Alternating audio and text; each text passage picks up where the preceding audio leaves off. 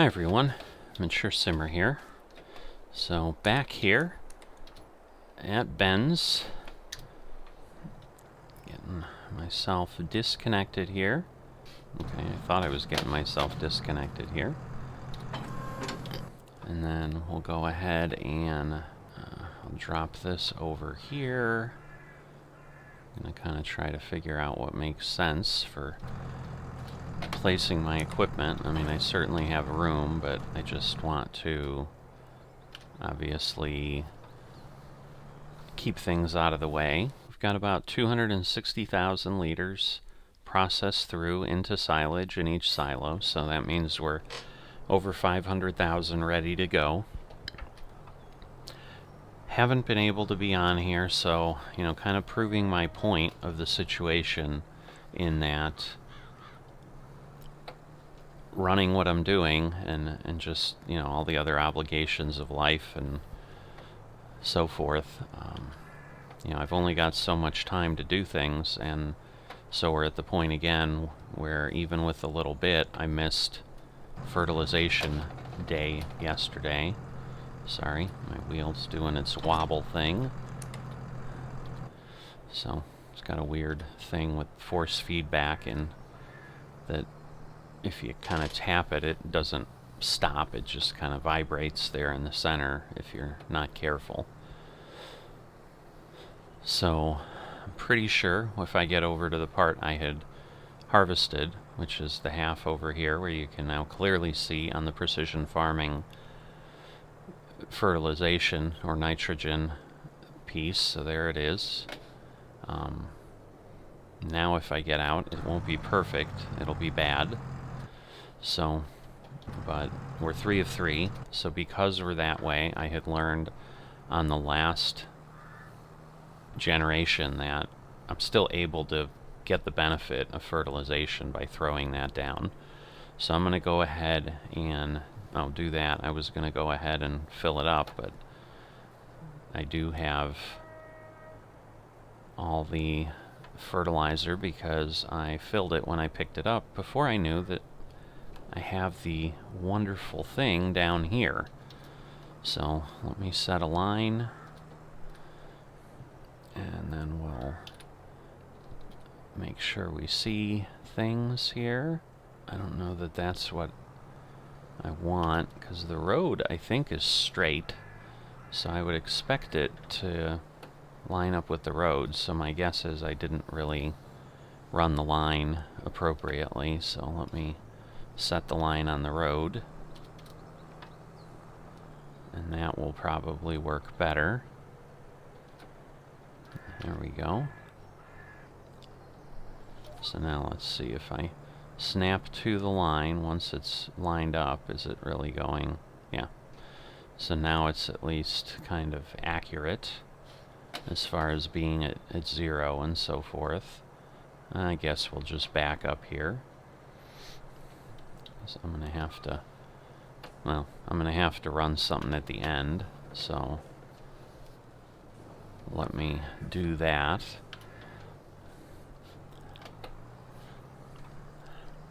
So turn this on, there we go, and then we'll be able to spread, but more importantly we'll be able to turn around without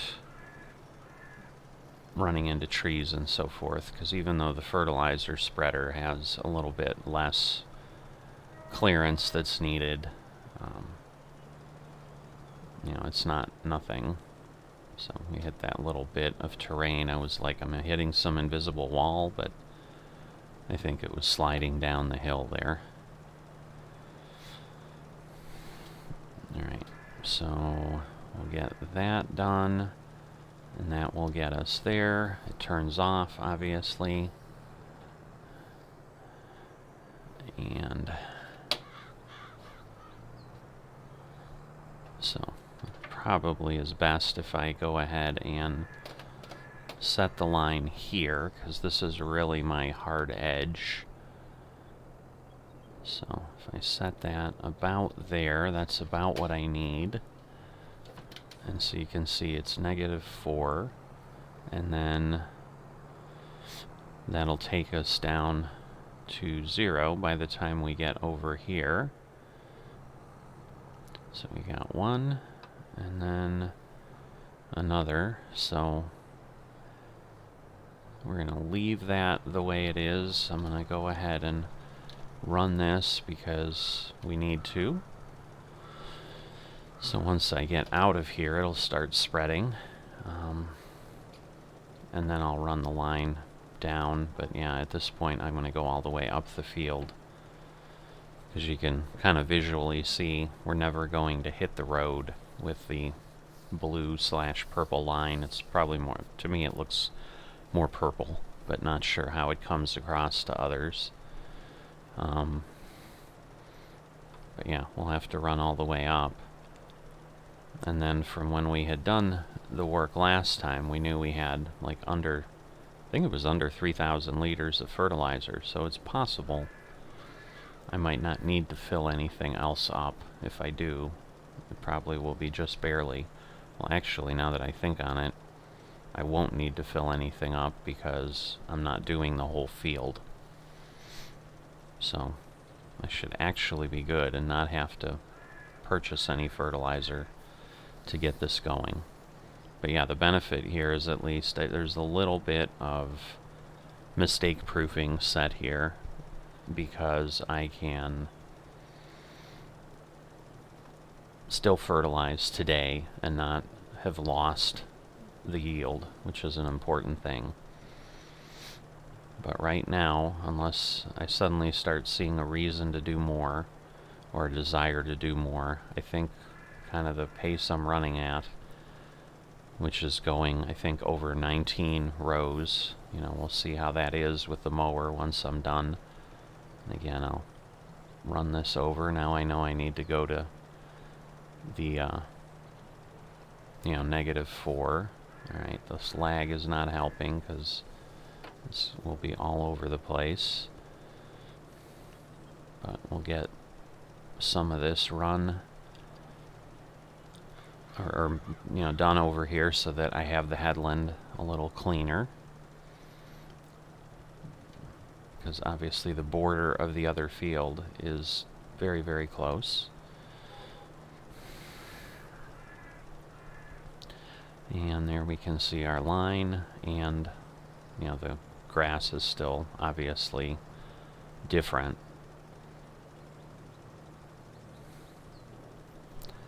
Alright.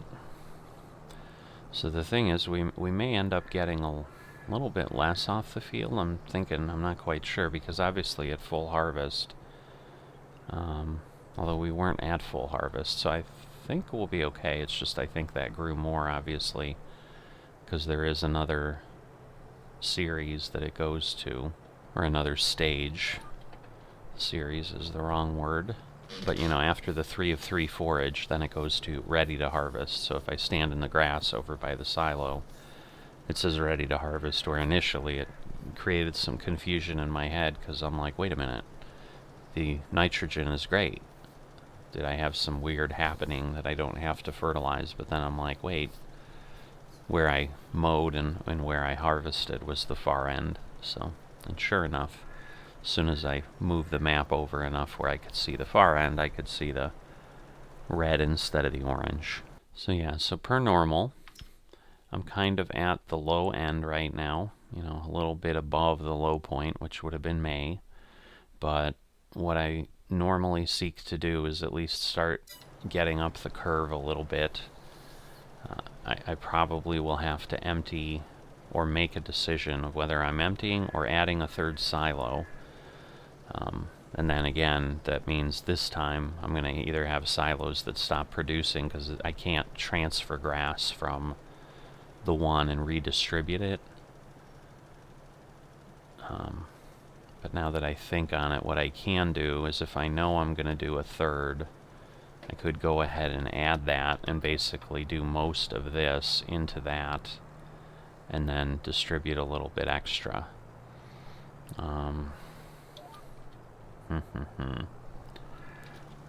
yeah, it's really a bit of a challenge, because as it sits, you know, I have enough room, but I don't have enough room to get past the next 2 months is the problem.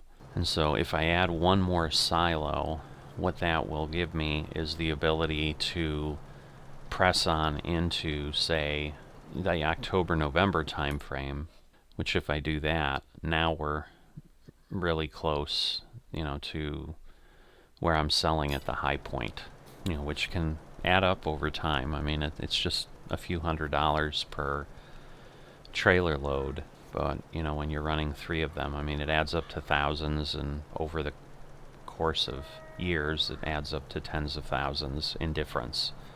Yeah, so what I'll do is once I'm done here, so we basically have 2 more passes. So we'll go ahead and get this fertilized so that we can start to mow, but then I'm going to go ahead and I will place a 3rd silo.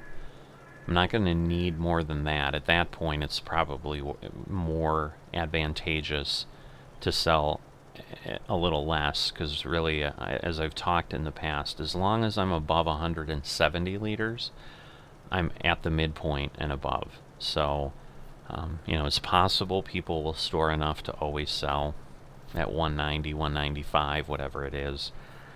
You can't really make enough profit, I've found, to compensate for the cost of the buildings and so forth that you need to be able to let you wait for the entire season to sell. You're better off as long as you're hitting the midpoint to go ahead and do that. And realistically, you know, if I've really ran everything, I'm not entirely sure that just moving enough off, you know, moving, in essence, selling 250,000 or so that the silos can have an extra day of production before they fill up, wouldn't be enough in some cases, because I certainly should have enough room to store things. But the reason I'm kind of willing to go ahead and do that is I do have a feeling I may end up saying, you know what, I'm going to press the production a little bit more here and there, and then I'm already set up to do that, because if I do that, I know I'll need more capacity. So the other thing that I went ahead and did in the meantime, so last time we were together here on Generational Farming, we were talking about, all right, I didn't have data, I hadn't done the math and the modeling on a sheep operation, where if you're taking this grass and turning it through sheep into wool, then through a spinnery into fabric, then through a tailor shop into clothes, which is what we're seeing one of the farmers up north doing, is that a winning strategy that is going to outperform grass? And after running the numbers, I'm going to say I'm not seeing it. So I'm always hesitant of giving a flat out no, but this is pretty much where I'm at. So at the end of the day, if you're running everything through its standard process, in a year, a single spinnery is going to produce $136,000 of clothes, from what you can produce out of that tailor shop. I think I said spinnery, but out of the tailor shop. And that's the, you know, selling it basically $10,500, which is the max that appears to exist here. So even with the 2 spinneries that are up there, I keep saying spinnery, the 2 tailor shops that are up there, you're basically talking about $270,000, and I was, you know, running at 800,000 or so, 700,000-800,000 a year, and I'll, you know, with the smaller operation here, I'll probably be running at 500,000. So I'm still basically almost double that with what I'm doing now. Some of it comes down to, you know, if you don't have enough time as a farmer, I mean, it's a good way to maximize and multiply your output. But the challenge honestly ends up being, like, there are limitations still that we're working within. And so all those other decisions, like in an open environment, I think you could scale up and make it work, because sheep don't consume that much grass, so you don't need that much of a field. Like, you could put up 10 sheep pens and fill them and have them producing wool, and then scale your other productions accordingly. But we're limited to 4 animal pens and 5 productions in total. And so he's got his 5 productions right now. To do what needs to happen, he's appropriately sized, because sheep produce roughly 3,250 liters of wool. A full sheep pen of the large sheep pen that you can buy for $97,000 produce roughly 3,250 liters of wool in a day.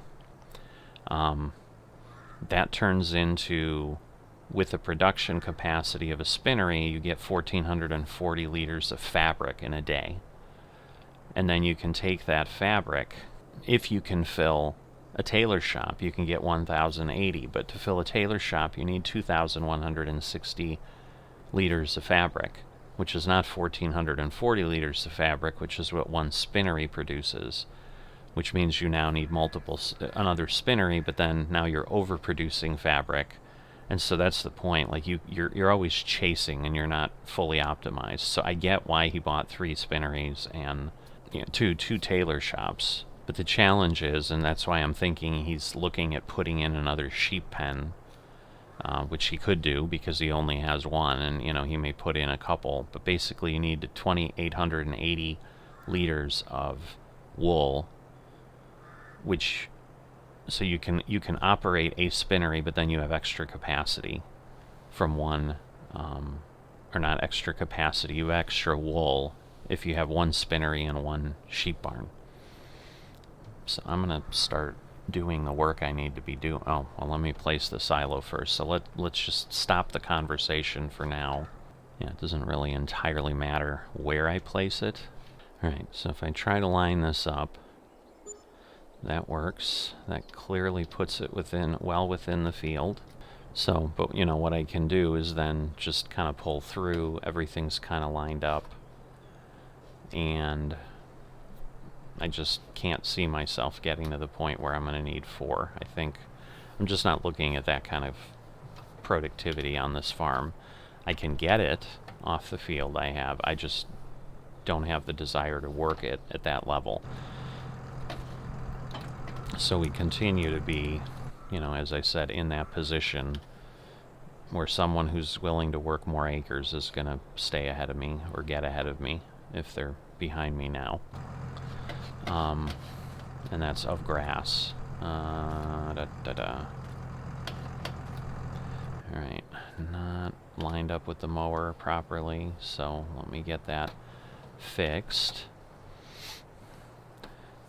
But the thing is that this kind of takes the pressure off, and I'm probably overspending a bit for what I need. Like, I could run more efficiently, because realistically, I'm not going to be producing more than I am, and I'm going to be sitting around in the winter now, certainly, with silos not doing anything, which is a little bit of what I had before, but I always ran into the end of the year because I didn't sell fast enough, because I was trying to maximize the amount of income that I was getting, and that didn't help. So we'll start cutting up here, and again we're going to run a few passes here. We'll run a few passes up at the north end when I go ahead and do this. I need to change this over, but I know, like, visually where I'm going. I don't know that it will have set the 0 at the proper location for me. It looks hopeful, because again, we were basically, well, no, it doesn't quite look hopeful, because getting over here was 19 before.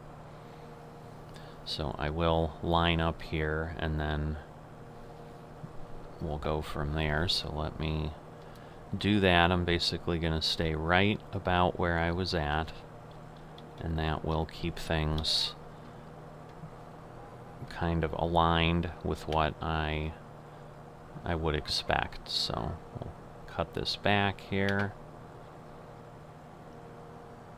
Again, that's not our property, so it won't drop down there, but this is. So at this point we're at 21, but my guess is then by the time we get over to the other side, we're going to be on the positive over 0. 0 isn't going to be where I think it is. So I'm pulling a little bit of the one over there, and you can see we're cutting some of that other grass, so that means we'll be getting a little bit extra here because that grass is a little fuller. But what I'm talking about is just the willingness and the ability to get things done, and so the flexibility that gives me of not having to run up against the capacity issue is going to give me some breathing room that I think will be important for my kind of mental well-being, because it becomes the same situation. Just like I might have every intention of doing things correctly, and correctly meaning that I'm not leaving anything on the table. So, you know, I needed to fertilize this field before I harvested it. To do that, however, requires time, and time is, again, the resource that we don't have. Oh, I forget, these are trees, these are not bushes. Alright, we'll try this again. So this again becomes fun times here, but there we go. So I think we're good there. You know, time is the finite resource that we can't all, you know, none of us can create more of here in the game, and so we're always up against, alright, what can I get done versus what do I have time to get done? And so even though my intent was, yeah, come in here, fertilize, I didn't get to it yesterday. So, you know, that doesn't help the situation in any way. Alright, let me go down here, and at this point we'll turn on into this area. Probably means I've left some tufts there, yep, because that's just how the mowers work. And yeah, so I'm at -2 here. So yeah, the challenge may actually be that 0 was farther off, is what I'm starting to see than I thought it was. I mean, it's probably going to be near the roadside, because I'm almost at the point now where -1, my mower will fully fit, and then obviously it kind of moves over a little bit further as well. Well, maybe not. But then that would explain it, because 0 is basically sitting on the road for the most part at this point. And what I may do, because there will be a little bit left over there, but that's going to be such a tiny amount of grass, I think, that I don't know that it's going to make sense. So I'll take a look at it once I run back up here and see. But I may just be like, you know what, it's just not worth running around and picking up that little bit of extra, because in the end, this isn't a game of inches, I don't think, when we're talking about grass, because as I said, I think the person who's ahead of me, who's first, instead of me being second in the competition so far, they may be double what I have, so it's not like it's even close. So they didn't beat me by a little. I flat out know they beat me by a lot. And that's just the time, which I am not willing to invest and frankly don't have.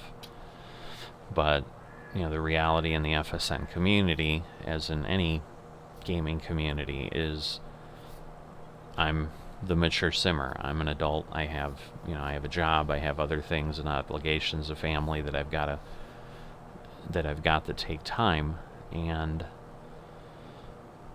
there's others that are younger, and I believe the individual that is ahead of me is a student, might be a college student if I remember conversations with them in the past, but nevertheless a student that may at best have a part-time job, if they have a job at all, doesn't have family obligations and so forth, and so can once again spend 12-14 hours a day and do this. And if their entertainment is exclusively this, and they have that kind of time, they're going to outperform me every time. And so I'm not going to, kill myself to try to compete with that, because I know it's not sustainable. And those are good lessons in life too. I mean, you're going to have people that outwork you sometimes because they're just willing to sacrifice things that you're not willing to sacrifice, and that's exactly where I'm at. Is, for me, gameplay's enjoyable, but it becomes unenjoyable when it becomes too much, and I can't handle the load.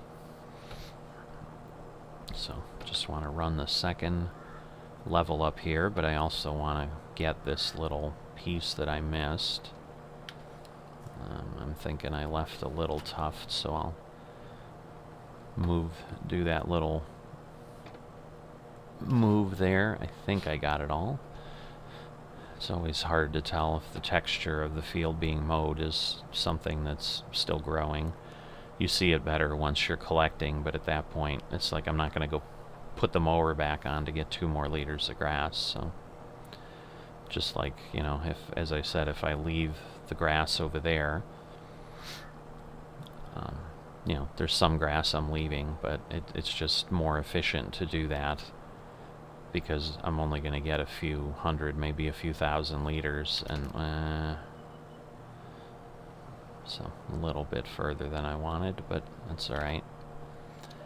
Again, it happens. So at this end I should be okay to be able to cleanly turn around. So returning to what I need, and that's the last conversation, and then I'll drop off and do what I need here, which is going to be mow, collect, store. My plan is I'm going to put it all in the 3rd silo, in essence, until I get that capacity to there, and then I'll just start distributing it a little bit equally. And then what that will allow me to do is I'll be able to do the 3rd cutting and get the silos full, and still have capacity for it to run at least probably another day before I must start selling, before the silo reaches the 565,000 liters of capacity on the silage side, where it then stops producing because it's out of space.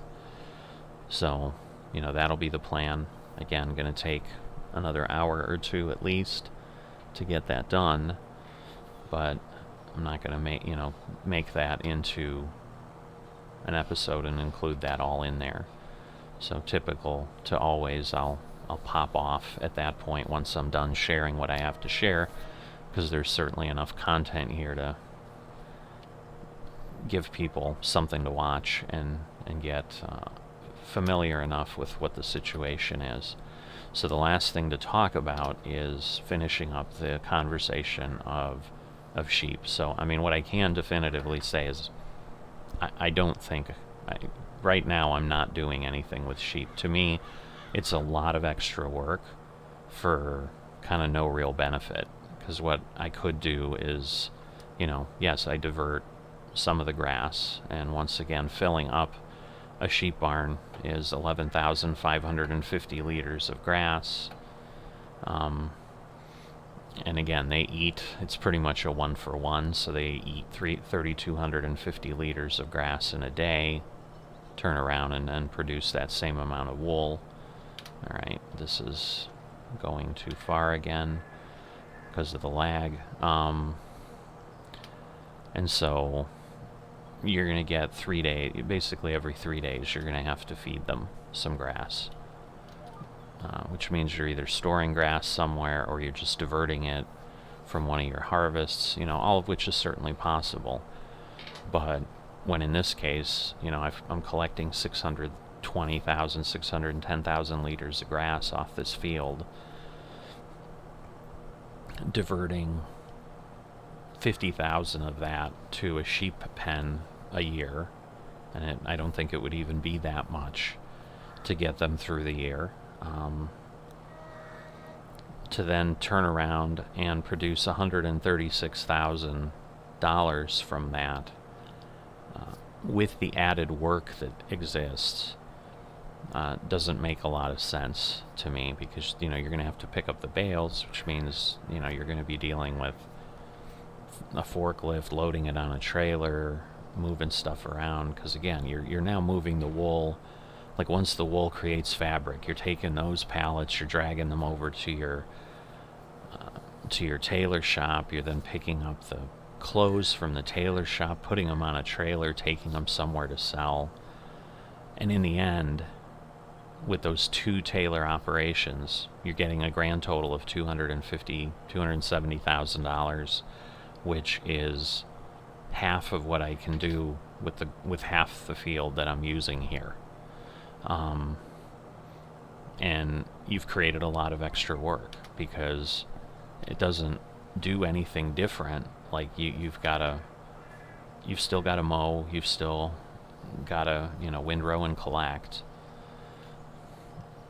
Your only difference is you can do that with smaller fields, because if that becomes his operation, so that's where it makes more sense with where he's placed himself, because he's spending less on land and then he's working less and getting a decent amount of output. Because what I can't dispute is to get $250,000 in income a year just doing this. He needs a lot more grass than the 50,000 that he's going to need there. And let's be clear, he's going to need another sheep pen to really fill the pipeline, because as we talked about, he's producing enough wool to run a spinnery full, and then having an extra 400 liters or so of wool every year that he can't consume. But that wool output, the 1440, isn't enough to fill the 2160 that the tailor shop needs to run at full capacity. So that's the thing. Like right now, where he's at, he can't run fully support 3 spinneries. They're going to be running at partial capacity, but maybe his thought is, with the 3 spinneries producing, he's able to keep the 2 tailor shops fully operational. That may be part of the logic, but then we get back to what the reality is in generational farming here is, you've got to remember, this is an investment that is 2 to 10 years in length, and then you've got to do it again. So you've got to buy all those buildings, and at best you're going to sell these buildings back for half of what you bought them for. So all of that other half is what you need to make just to break even. And so when you're talking about